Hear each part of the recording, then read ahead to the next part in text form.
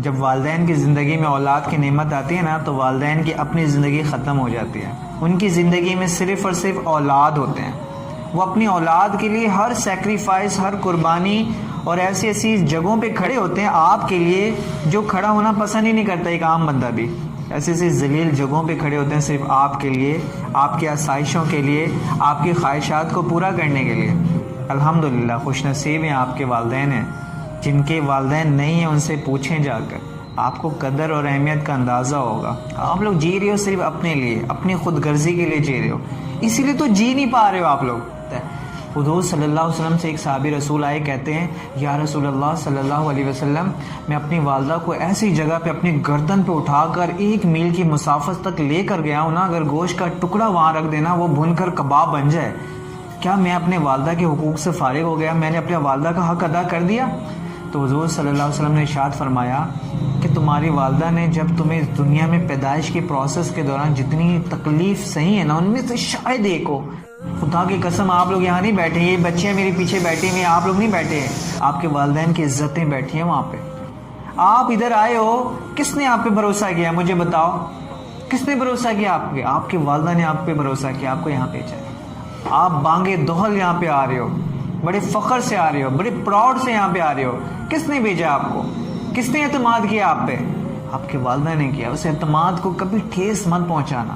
سب کچھ توڑ لینا، سارے رشتے، مگر اپنے والد اور اپنی والدہ کا سر جو ہے نا جھکانا نہیں. آپ نے اس لاج کو، اس سر کو، اس پگڑی کو ہمیشہ برقرار رکھنا اسی طرح. ان کی عزت میں کمی نہ. وہ آپ سے 2 روٹیاں بھی نہیں مانگتے، وہ آپ سے چھت بھی نہیں مانگتے، وہ آپ کا اچھا مستقبل دیکھنا چاہتے ہیں. ان کی نظروں میں صرف آپ کا مستقبل ہے. جب بھی والدین آواز دینا کبھی تاخیر مت کرنا، ورنہ آپ کی قسمت تاخیر میں چلے جائے گی. یہاں پہ کتنی آوازیں دی ہوں گی، فلاں چپ، آوازیں نہیں دے رہی، آواز تو دو، میں امی یہاں ہوں. کبھی ان سے آواز اونچی مت کرنا. کتنی آوازیں اونچی کی ہیں یار، ہماری نہیں چلتی، صرف ماں باپ پہ چلتی ہے. ہماری آواز کسی سامنے والے کے سامنے اونچی نہیں ہوتی، صرف کہاں ہوتی ہے؟ اپنی والدہ کے سامنے ہوتی ہے. کون سہ لیتی ہے؟ باقی نہیں سہے گا سامنے والا، وہ آپ کو 4 کھری کھری اور سنا دے گا. اس آواز کو ماں کی آواز کے سامنے اونچی مت کرنا، دبا دینا. اس آنکھوں کو ماں کے سامنے جھکا دینا. اس آواز پہ فوراً لبیک کہنا. جو لوگ اپنے زندگی میں اپنے ماں باپ کو اہمیت نہیں دیتے نا، زندگی میں ان کی کوئی اہمیت نہیں ہوتی. کوئی ان کا سگا نہیں ہوتا. جو ماں باپ کا سگا نہیں، اس کا کوئی سگا نہیں ہوتا. جو ماں باپ کا نہیں ہوتا وہ کسی کا نہیں ہوتا.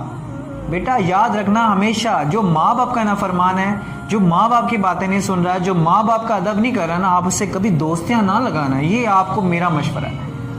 ایسے گھروں سے کبھی تعلق نہ بنانا، فوراً سے جدا ہو جانا. مگر جو ماں باپ کی نافرمانی کرتا ہے، ایسے لوگوں سے، ایسی سنگت سے، ایسے ریلیشن سے، ایسے تعلق سے، ایسے رشتہ داروں سے فوراً جان چھڑاؤ. بیٹا یہ چیزیں آپ کے اوپر اثر کر جائیں گی. سنگت کا اثر پڑتا ہے، یہ رنگ آپ پہ چڑھ جائے گا، ماں باپ کی نافرمانی کرنا شروع کر جاؤ گے. اللہ تعالیٰ نے قرآن پاک میں ارشاد فرمایا ہے، ہر شخص اپنے دوست کے دین پر ہوتا ہے. یعنی انسان جیسے دوست بناتا ہے، اسی کی زندگی میں اسی کا دین، اسی کا مذہب، اسی کی باتیں، اسی کی تعلیمات وہ اپنی زندگی میں اتارنا شروع کر دیتا ہے، جس طرح کے وہ دوست بناتا ہے. یہ دوست آپ کو ماں باپ کا نافرمان بنا دیتے ہیں. یہ دوست آپ کو آپ کے استاد کا نافرمان بنا دیتے ہیں. بیٹا سب سے پہلے، سب سے مقدم اپنے ماں باپ کو اور اپنے استاد کو رکھنا. آپ نے اگر آپ نے ان دونوں کو سیکنڈ پہ رکھا، اور وہ جو دوست ہے، وہ جو بعد میں آیا ہے، جو کچھ بھی نہیں ہے، اگر ان کو آپ نے پہلے رکھا تو پھر آپ منزل نہیں پا سکو گے، کبھی اپنا مقصد نہیں حاصل کر سکو گے.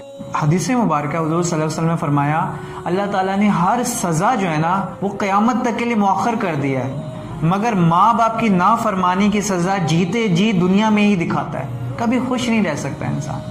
اسی لیے اگر کسی سے غلطی ہو گئی ہے، اگر کسی نے ماں باپ کا جانے انجانے دل دکھا دیا ہے، کوئی ایسی بدتمیزی کر دی ہے، تو خدا کے لیے وہ اپنا ہاتھ جوڑ کر ان سے معافی مانگے.